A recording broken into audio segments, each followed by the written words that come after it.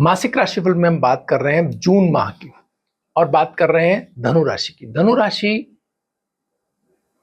में अगर हम परिवर्तन देखें तो यहाँ जो शुक्र है वो मीन राशि से और मेष राशि में आ चुके हैं, पंचम स्थान में आ चुके हैं। और इसी तरह अगर मुख्य परिवर्तन की बात करें तो इस सप्ताह होने वाले यानी इस सप्ताह के बाद एक सप्ताह के बाद मंगल जो है वो सिंह राशि के अंदर होंगे। ये दो परिवर्तन है और सूर्य भी 7th हाउस में आ जाएंगे। तो तीन परिवर्तन का क्या प्रभाव पड़ेगा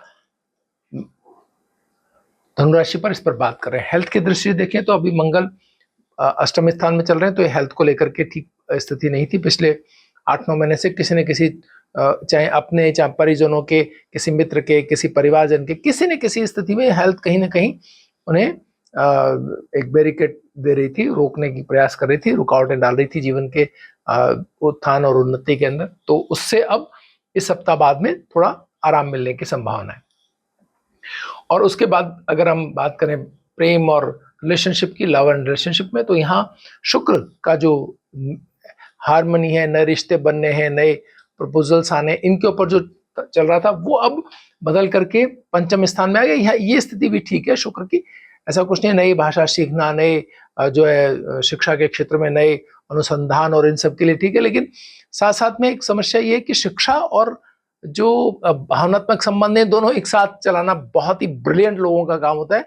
आम लोग इतना इस पर बहुत ज्यादा नहीं कंट्रोल कर पाते। तो एक तरफ ना रह जाएं, एक तरफ गए तो एक ही स्थिति मिलेगी, जबकि शिक्षा के क्षेत्र में कार्य कर रहे लोगों को इसमें बैलेंस बनाने की आवश्यकता रहेगी। बैलेंस बनाना मुश्किल रह जाएगा शुक्र की उपस्थिति में, तो इसका ध्यान रखने की आवश्यकता रहेगी। अगर हम कैरियर जॉब की बात करें तो यस, बुध का जो परिवर्तन है वो 6ठे स्थान से इस महीने 15 दिन के बाद, 15 तारीख के बाद 7th हाउस में आना, लग्न को देखना बेहतर स्थिति दिखाता है। 2 केंद्रों का स्वामी अगर केंद्र में आ जाएगा तो आपके लिए बेहतर स्थिति को दर्शाता है। और इसके प्रभाव से जो जॉब या किसी अन्य प्रकार की समस्याओं को में नए जॉब की तरफ देख रहे थे, उनको नए जॉब मिलते हुए दिखाई दे रहे हैं। और कहीं तनाव थे तो तनाव कम होते हुए दिखाई दे रहे हैं। इसके साथ ही सूर्य की सप्तम में स्थिति वैवाहिक जीवन में कहीं थोड़ा आपको देखना होगा कि साझेदारी और वैवाहिक जीवन में, साझेदारी व्यवसाय में, व्यवसाय की स्थिति के अंदर अगर कोई कठोर वचनों का आदान प्रदान हो तो उस पर थोड़ा सा अंकुश लगाना होगा। बस एक अगर आपने ख्याल रखा तो बेहतर स्थिति को पाएंगे। इसके साथ ही फाइनेंस की बात करें तो यस, शुक्र की दृष्टि जो है आय स्थान पर, एक ऐसी अपॉर्चुनिटी देती है आकस्मिक आय, धन बनाने के, या ऐसे रिलेशनशिप जो आगे चल करके धन में कन्वर्ट हो जाए आपके सामने होंगे। इस पर आपको नजर रखनी होगी।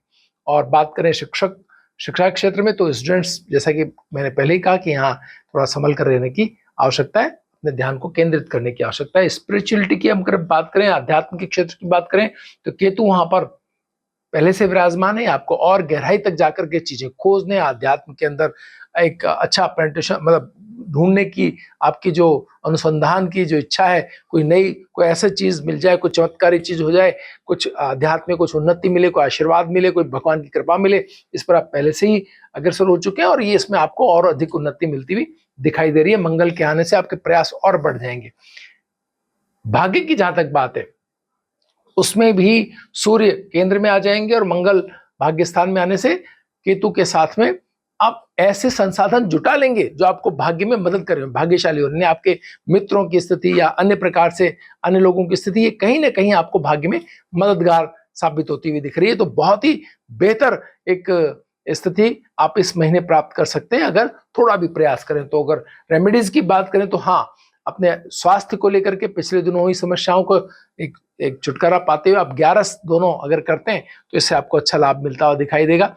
आप देखेंगे 11 करने के बाद द्वादशी को आप व्रत खोलने से पहले अगर जो अन्न है उसका दान करते हैं, भोजन जो आपने नहीं किया उसका, उस भोजन का दान अगर जरूरतमंदों को करते हैं तो आपके लिए बेहतर स्थिति हो सकती है। इसके साथ ही एक बात का ख्याल आपको रखना होगा धनुराशि वालों को कि अगर कहीं अपने शिक्षा या जो एकाग्रता अगर भंग होती हुई हो तो एकांत का वास करने पर भी आपको बेहतर स्थिति मिल सकती है। एकांत का वास करें, शांत हो जाएं। और अगर जो गायत्री मंत्र की अगर आप उपासना करते हैं तो इससे भी आपको लाभ मिलेगा। तो ओम भूर्भुवस्सुः तत्सवितुर्वरेण्यं भर्गो देवस्य धीमहि धियो यो न प्रचोदयात्, अगर इस मंत्र को आप जाप करते हैं तो आपके लिए एक बेहतर स्थिति आध्यात्मिक तौर पर अपने आप पे कंट्रोल करने के लिए आपको एक एक एक, एक बेहतर आप अपने पर नियंत्रण रख पाएंगे। तो ये था जून का